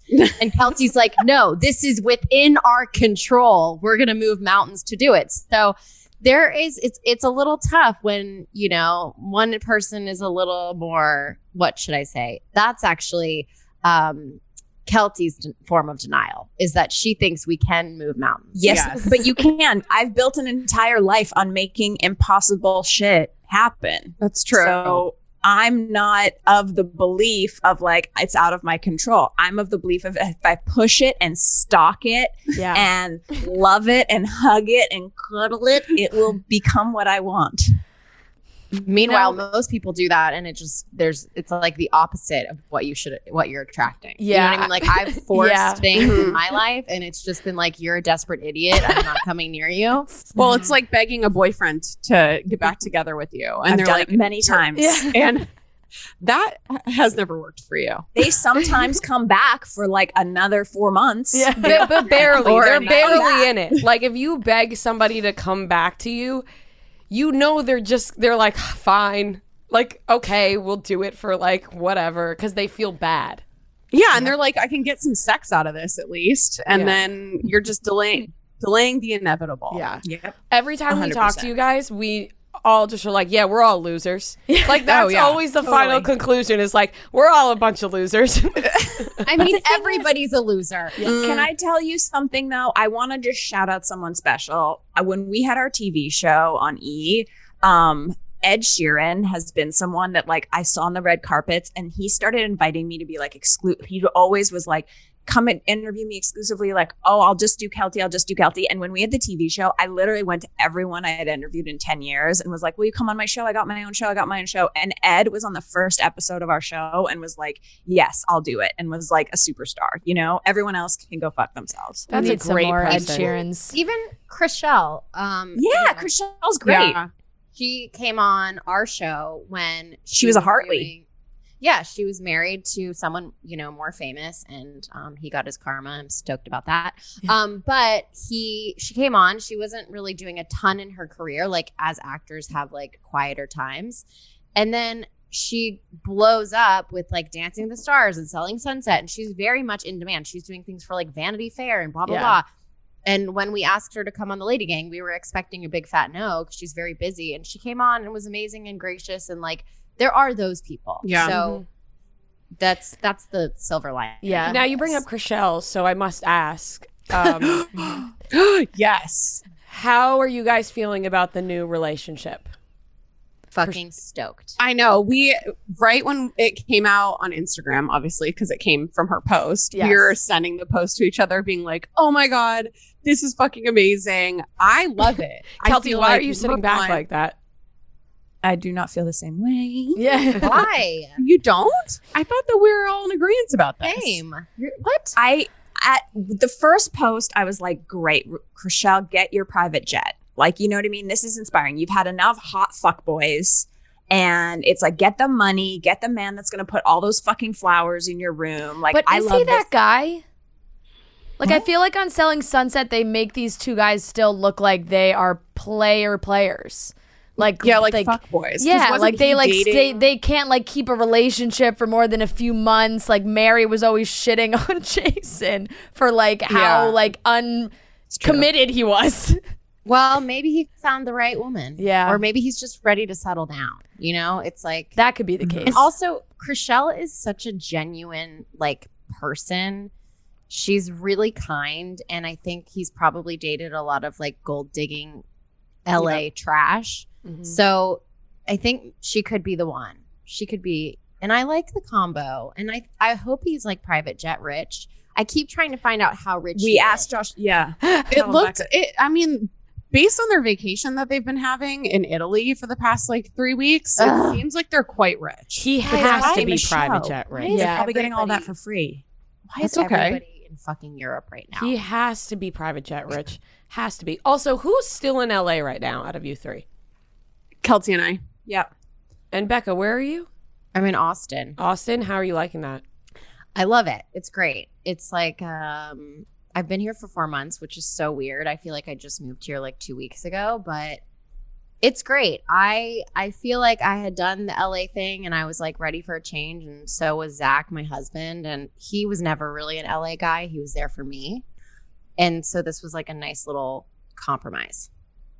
Hold on. Back to Chriselle. I just need to tell you something. yes. That I loved them together until I saw the video of them dancing together. And then I dancing pictured video them was having weird. sex together. And then I was like a little bit like, Yeah, Well, I have to say, I said I did the same thing. I messaged that one to Rhea on Instagram and was like, I I don't know how I feel about this. And there was also there was a kissing picture, and she, just because She was grabbing his height, head. she had her hand on the top of his head. And I, Like for something balance. about that dynamic I didn't like. Listen, It really it's accentuated the height. Yes, it's superficial as fuck, but you can't deny it. Like, you can't help but just say what you feel when you see that. Yeah. It just confirmed to me that, like, every time I watch Selling Sunset, I'm just curious about what size they are. You know, like, what are they working with? Yeah. There's men that are on the, like, not tall side, Yeah. but they're still, like, you know, average, whatever. Yep. But when I saw that, I was like, oh, I've been standing next to Chriselle. That man is smaller than me, and I'm fucking small. Yeah, there was a group So photo of what's all your of them. conclusion, though? Roman. Roman is like Mary's husband. Is but this is the thing. In pictures, he looks like he's ginormous because he's with all these smaller people. I saw a tweet that was like, or maybe it was Instagram. Somebody would posted like, just FYI, Roman is like 5'10", and in these pictures, he looks like he's 6'5", but because everyone else is so short, It's like 5'2". Yeah. I feel like that meme right now that was going around with like that really large, like sloppy guy, insulting people on the internet. Oh yeah. Oh, It's yeah. like the internet commenters like at their computer screen, they have like chips pouring out of their They're mouth, like a and they're big like, sweater. and like the comment is like, ooh, it kind of looks like they may have gained some weight. Like, Yeah, listen, we all know that this isn't right talking about the man's height like this, but you can't help but say it. He's very small and she's tall. What do you think? I don't think she's tall though. What do you think in She's conclusion? like 5'6", I think. She's tallish. average. Yeah. In I mean, I'm in conclusion- the fucking basement in sweatpants in LA. They're in Pasta's Tino or wherever on a Exactly. jet and a yacht eating fresh pasta. So who really wins this exactly. story? Yeah, they're fine. Exactly. They're fine. But do you I think he has dancing a up big in dick? I want to dancing up ask. in Mykonos. Do you think he has a big dick? Oh, Probably, goodness yeah. gracious. The skinniest man I ever dated had the biggest penis. I've Any ever seen. tall guys have the biggest penises. I just think it's like unassuming. They have big dick energy. It's always like- absolutely. Yeah. They're like the But it's definition of short kings. Like when people talk about short kings, like that is them. I've never even heard the term short What? king. What? Oh, No. that's Is that like my a Gen God. Z thing? Can I be a short queen? Yeah. Yes. Absolutely. You absolutely are one already. I'm really glad we had this discussion, guys. No, I'm Yeah. glad we went in depth on this. I actually woke up this morning. I was like, I wonder if we'll talk about Chriselle. Yeah. To conclude the Chriselle conversation, at least if they don't make it, hopefully we'll get some really good fucking Oh, TV. fucking great TV. Oh, 100%. Oh, that's what I was excited about. I'm like, okay, this is. At first, I was shocked and appalled, but then I was like, we're gonna get really good TV out of this. Yeah, it's good for me. So And sorry, not to keep this conversation going, we must change the topic. We must. Do you think this is just a play to get more seasons? No.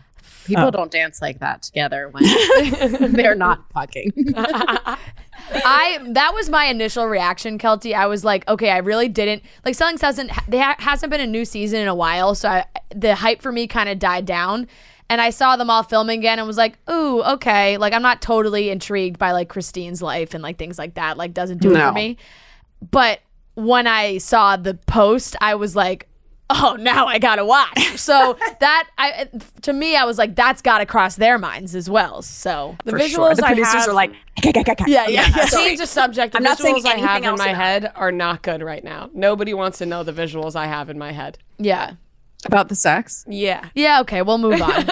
We will 100% move on. I want to ask you guys just like what you guys are up to, what's going on. I know we follow you so closely on Instagram, so we like see everything that you're doing at all times, but Yeah. we want everybody listening to know, what you've been up to, and go ahead, whoever wants to start. We got Disney Plus shows. We're just like Yeah, let's hype up building our Becca. Well, I got- McMansions in LA.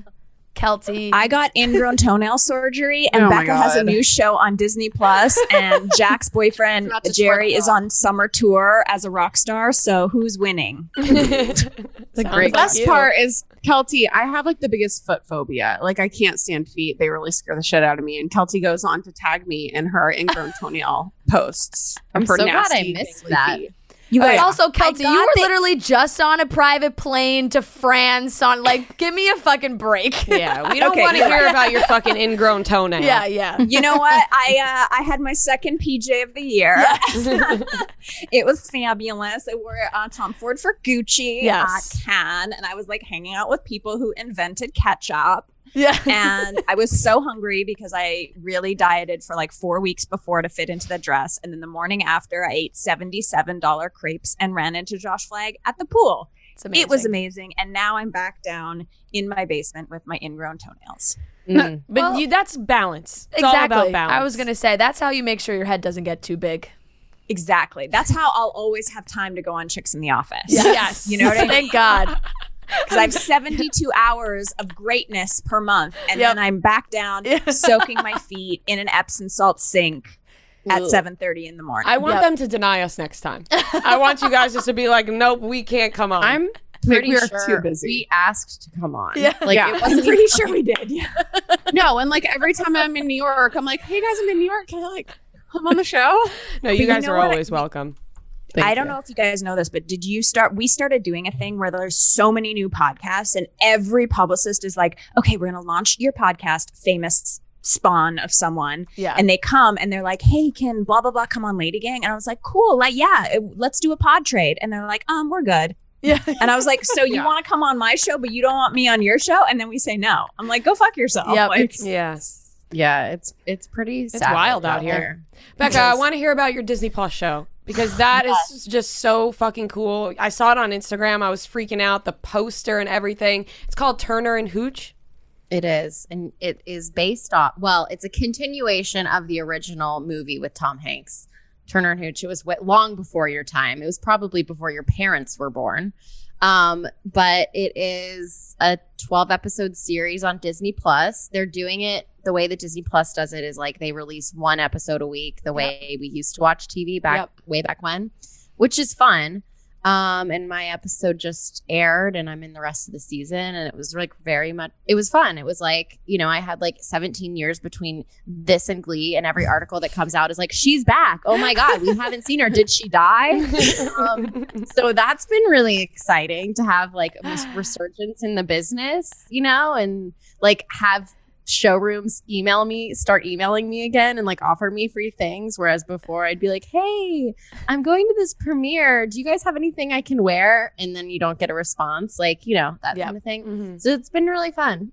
Well, that sounds awesome. We're so happy Back in for the game. you. Back in the game. Do you see anything else now coming from this, or is there like a season 2 maybe in the works? More shows, more auditions you're getting? What's going on? Yeah, I mean, I don't want to be greedy, but it would be lovely to be able to continue acting since it's mostly my job. I think the show is doing really well. Hopefully it gets a season 2, but I'm on the market, guys. I'm a free agent and I'm ready to work. If there are any casting directors out there listening to this show, Yeah. then hit Becca up. But also Outer hit me Banks up because I'm like dying here. Yeah. Can we Together. wait, Becca? Can we ask you how the dog was? Because I've always been intrigued by show dogs.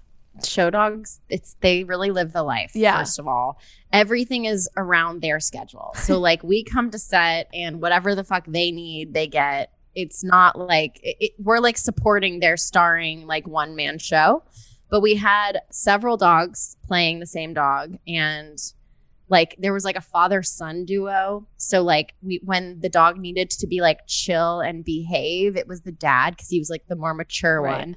And then when they needed like a rambunctious, agility dog, it would be the son. And then there was like a girl who was the smartest one because obviously the female dogs are fucking smart.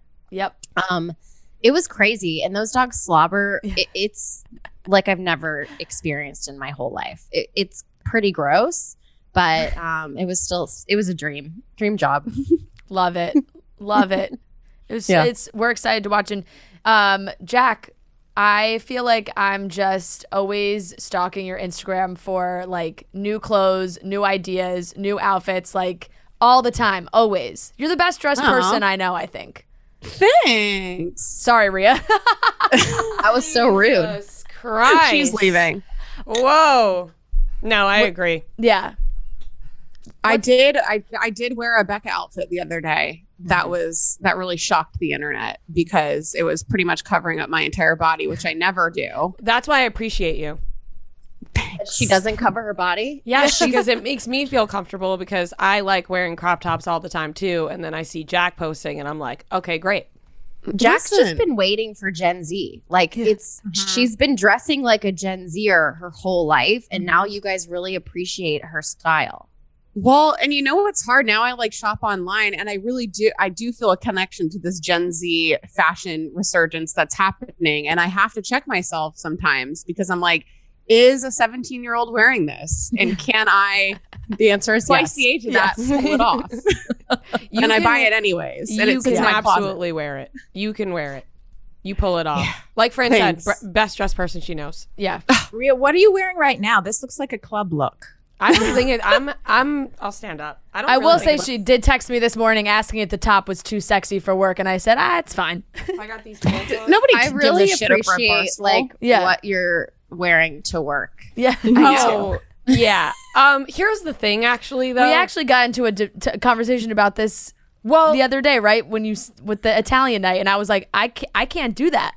I've been wearing like, I don't know. I got all these new clothes, and also I was living in the city for the past couple of years, but now I'm back on Long Island at my parents' house. So like I have to like actually get on the train for 45 minutes and come here, and like, so I like to get dressed in the morning, because if I just throw on sweatpants or a sweatshirt or whatever, which I would do in the city, like when I was 5 minutes away, I don't feel ready to go. I feel like I have to get dressed. So I've been dressing up lately. But then I saw Erica on her podcast say that she thinks we should all be wearing short skirts and whatever we want to work. So I was like, okay, great. I'm going to start. Not that I'm going to start. I always have. But like, I felt more confident in what I was wearing. She kills it. The other, like, they did this. Also, we're on camera. You know what I mean? Yeah. Like, it's not like I'm walking into like an office job. Like, people like to see our outfits. So I feel like it's okay. Yeah, they did. What I was gonna say, you did like an Italian night the other night, and they all dressed like the guys were in tracksuits. It was very Guido-esque. So she was in the full black, like leather, tall boots with the shorts, and we had a guest coming into the office, and we were also taking pictures. Headshots. We had to take headshots, and we were like, so she sends me the picture of her outfit and was like, "This is what I'm wearing," and I was like, we're gonna look. I'm gonna look like an asshole standing next to you. No, with but I these was like, headshots. you gotta put on an outfit like this, and she was like, I can't, and I was like, yes, you can. Yes, you can.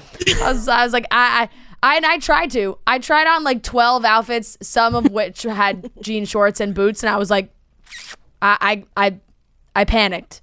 You can't. I panicked. Oh I put on panic. flare jeans and a long top and heels and felt more comfortable. Well, you know what? As long as you're comfortable. Yeah. But I just want you to know you probably looked hot as fuck, and you would have killed it walking into this office. Yeah. Well, thanks. All right. To wrap up, we want to play a little game. It is marry, fuck, kill, but Fran. I'm very into Love Island right now, Jac, you'll understand. So we're calling this one Snog, Marry, Pie instead. Okay. What can you please? Snog is obviously have sex. Marry, and pie Marry. is when you pie someone off. You that get just- pied yep. as like a It's British slang. you get like kind of broken up with in like an It's embarrassing like killing way. them off. Yeah. Okay. Yeah. It's a nice Got way it. of saying it. Okay. First one. Ben Stiller, Vince Vaughn, and Jason Sudeikis. This is Rhea's favorite. Yeah. Did we talk about this with them? No. No. What? Who did we talk about this with? I don't know. Let them Okay, no, answer. I know, but I just had a weird flashback when you said that out loud. I am so sexually attracted to Ted Lasso. I don't know why. Like, fuck. Like, I was so excited for what's her face when she went off with Harry Styles, and I was like, yes, get one for the old lady team. Like, there is a possibility I could be with Harry Styles. Yep. And then Ted Lasso came out, and I was like, what have you done? Yeah. You have left America's hottest man in America with a visor on. Yeah. The timing of the breakup really worked out for him. with everybody falling in love with him in Ted Lasso. So I love that for him. So are we going to be, but are we choosing like Jason Sudeikis as Jason Sudeikis, not as Ted Lasso? But can you even think of him as Jason Sudeikis without Ted Lasso anymore? What else says Jason Sudeikis even? Yeah. I don't know him. He's been in like a million funny movies. He's been in like every comedy. He's ever. so fucking funny. We're the just Millers. as himself. Yes, we are the Millers. Okay. Snog Jason.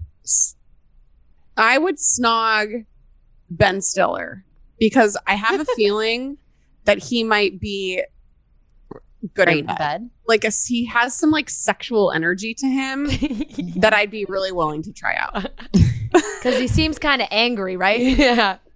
No, That's but the vibes I also get in from the him. movies that he does, he's like sexual in kind of. But in a weird way.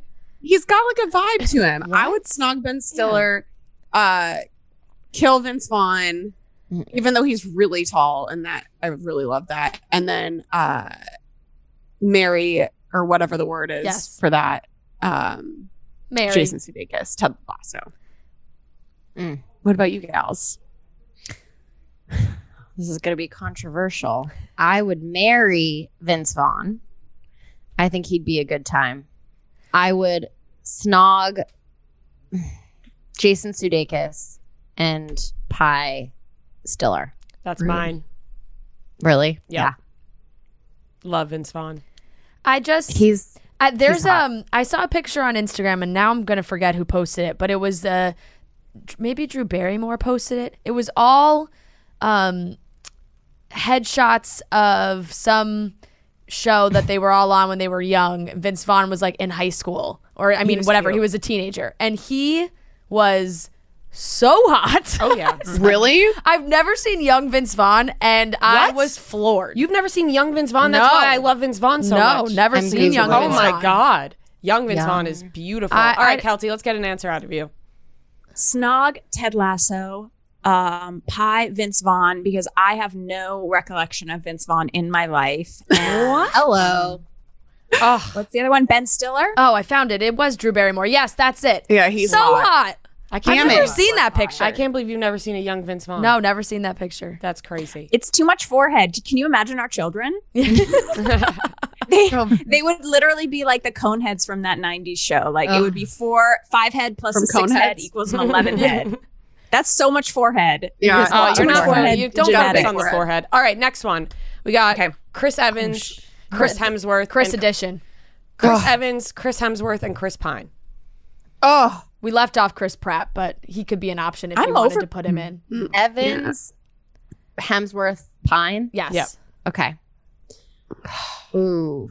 Okay. I think Chris Pine would be a lazy lover, even though he's the most attractive of all of them. I can Really see hot that. men are lazy lovers, I can see that. and men that only have sex with models or like model adjacent people, Yep. which I'm pretty sure is Chris Pine. They're also very lazy lovers, allegedly. Chris Hemsworth, I would marry. That's the hottest man Can you imagine the in the world. healthy smoothie he would make you in the morning? would just bring Before you, like, go surfing in the Australia. healthiest pump up smoothie you've ever had with like fresh Chris pineapple that he Evans just- could do you dirty. Snog. And then Chris Pine. No. Pie. I feel exactly the same. Chris I do Evans' too. sweater is so beautiful. Like cable knit was born so it could be worn on Chris Evans. I'd marry Chris Evans. I actually think I'd flip as well. Fuck And- Chris and Hemsworth and, snog then Chris kill Hemsworth. Pine, because Hemsworth, I feel like I'm okay with just having sex with him like once. He's almost like too hot to marry, if that makes sense. Like Chris I don't know Hemsworth? like my lifestyle would not fit. And Chris Evans is obviously very fit as well, but I do think he still has like that like Boston vibe in him where he can hang and like have a beer and chill and like have a lazy weekend. I don't know if Chris Hemsworth knows how to have a lazy weekend. That's what I feel. I feel like Chris Evans's personality is better than Chris Yeah. Hemsworth, and I'd rather spend all my time with Chris Evans.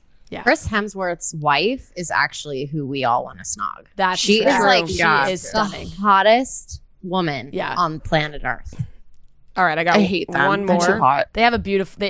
I love but hate all their like family Instagram posts of them like just being an adorable family, like playing on the beach and like doing dad Like, stuff. how do you have it all? My friend is shooting a movie in Australia, and she's like, literally, it's just Hemsworths everywhere barefoot. Like, it's crazy. That's amazing. All right, one last one, and now I don't know if you guys are gonna know one of these because I know Jack does, but so maybe this one's just for you. So Okay. reality show edition. Okay. Tyler Cameron, Tommy Fury, and Harry Jowsey. Oh, God. Harry Jowsey can die. Tommy Fury, who's the first one? Oh, Tyler Cameron. Tyler Cameron. I would marry Tyler because I feel like you guys love him, which means he must be decent enough of a human to spend some time with. He's a nice guy. And then Tommy is just so hot and huge that I would definitely enjoy a sexual escapade with him. And then Harry is, Dead. gone. Pieing him off. Did you read the Tyler book? I know you guys had him on to promote it. I have read. Skimmed? I have skimmed. I've thoroughly read like the first 50 pages, and then the rest, I have skimmed. Can I get through. a review?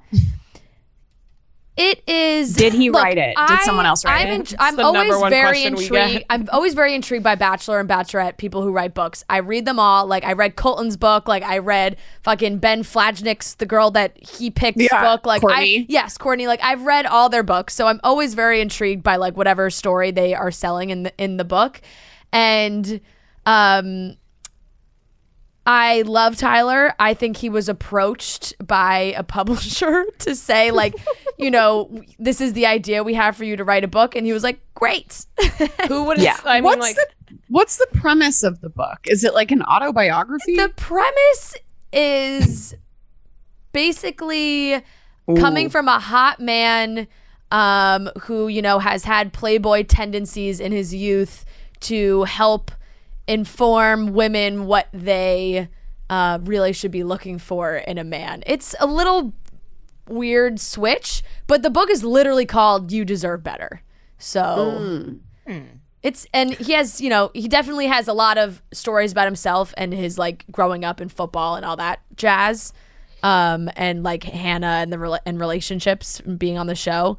And then the rest is like Someone else wrote it, and he didn't even know what's in the book. on. It's a Kylie and Kendall generation. Remember when they wrote that like space Sci-fi book? book? Oh my God. And then they were like, tell us about on the Today Show or whatever. They're like, tell us about the book. And they didn't even know what the book was about. Yeah. It was amazing. Classic, dude. Classic. All right. Well, thank you guys so much for joining us. We love you guys once again. We're losers. We accept that every time we're all together.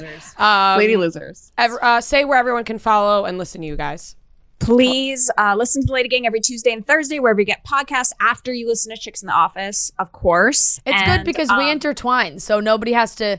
We're Monday, Wednesday, Friday, and you're Tuesday, Thursday. So every day, Full week. Yep. When you're on the train from Long Island, you just listen to one of our podcasts every morning. And then I would just say that you could follow at the LadyGang. We have a bunch of really cool clothes coming out in the fall that we've been working like for years on. So if you want to support an indie brand, please come on over. I'm very excited grab for a that shirt. because I did purchase your like the loungewear stuff you guys made, which I was obsessed with. Yes. The black, I bought the black. We're making The black we top have and the some black more maybe pants I coming. purchased for myself and literally in the winter lived in it. It was so great. Oh, yeah. Ooh. I'll send you more. We're making new colors. Yeah. Amazing. Thank Love you. it. Boom. I Thanks, guys. will It have might be to too I much will have to clothing for you. shamelessly request them because I could, but I also want to support. So like I bought it because I was like, I'm gonna buy it, but You can always always- ask. And you know what I just thought? I'm probably going to make you a crop top. Like I'm going to take one of the extra pieces of fabric and I'll make you a little bikini top that goes with the sweatpants. So you can, isn't that so yes. cute? Can you Jack please has do one that? too. We'll be doing this. Okay. It'll I be love really that. practical in Long Island in Yeah. December. yes. Exactly. No, It's an office look. I will wear it in December. I Yeah, no, promise that you. is an office. That's an I office would look do. for sure. Yes. I've got to be honest. I can't wait for colder weather so that I don't have to keep seeing Gen Z's torsos. Yeah. It's still going to be there. My torso's hanging out. It's just the whole it's year. just all the low rise stuff. Even I can't do the low rise stuff. Yeah. I'm not Low-rise- behind it. My No. tramp Good on stamp is anybody. not officially lasered off yet, so I cannot do low rise. Like until that tramp stamp is gone, Mm. we've got to have a high pant. That's I like Gotta the low have rise occasionally. Well, guys, that's a great way to end. You know, We love once you. we get rid of our We'll tramp never be stamps, too we'll cool be back. for you. Thank you. No, we won't. I know, and we really appreciate that. We really do. Means a lot, guys. Thank you. Bye, guys. We love Bye. you guys. Bye, guys. Thanks. Stay strong, Fran. Thanks, guys. Bye. All right, that wraps up today's episode of Chicks in the Office. We hope you loved this big episode of all the amazing ladies that we love. Shout out to the LadyGang, Nikki Glaser. They're great. We love them. Make sure you subscribe on YouTube if you're watching on there, and on Apple and Spotify if you're listening on there. We love you guys, and we will talk to you on Monday.